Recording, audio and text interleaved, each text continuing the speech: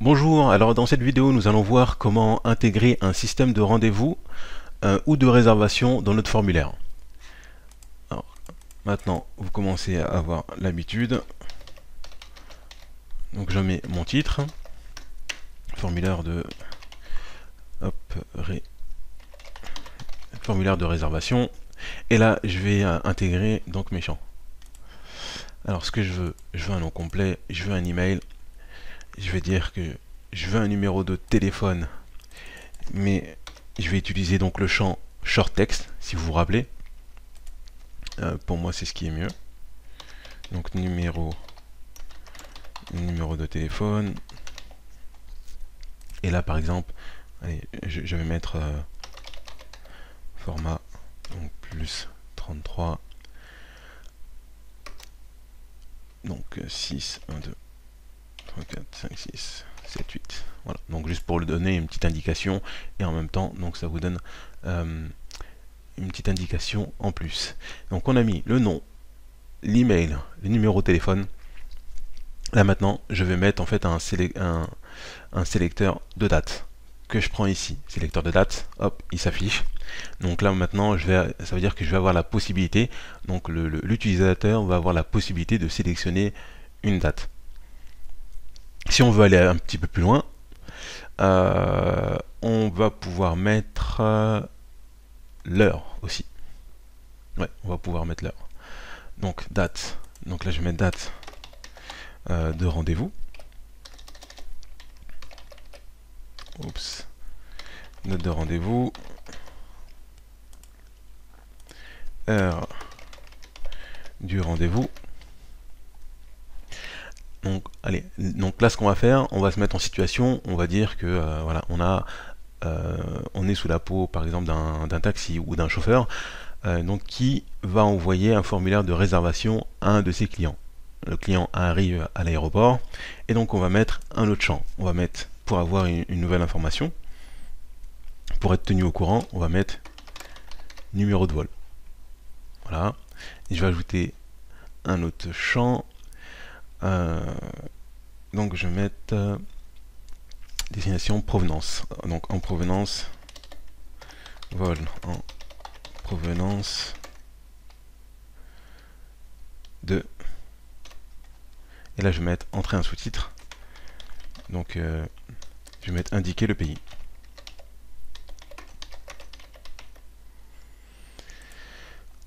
Et je vais rajouter un champ long text pour mettre des informations complémentaires. Informations complètes. Par exemple, bagages, nombre de personnes, etc. Donc voilà. Donc là on a un formulaire de réservation qui est, je trouve, assez complet. Hop, ouais, qui est assez complet. Et donc on va voir directement donc le résultat de notre formulaire. Et vous allez voir la fonctionnalité qui est vraiment intéressante, elle va arriver dans la prochaine vidéo. Donc là je vais faire aperçu du formulaire.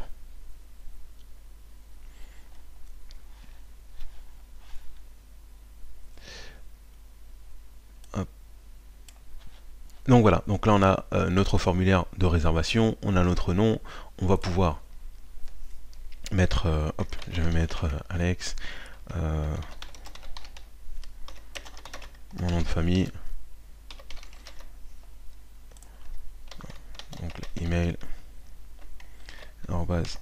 @gmail.com, vous voyez.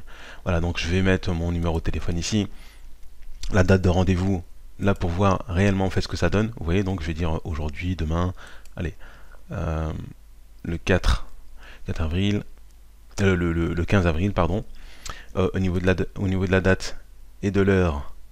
Donc là, je vais choisir 9h30 PM. Et donc ça, c'est le format, effectivement, là que je vais devoir changer. Le numéro de vol, je peux mettre le numéro de vol, numéro de provenance, et toutes ces informations-là, vous allez derrière en fait les recevoir par email.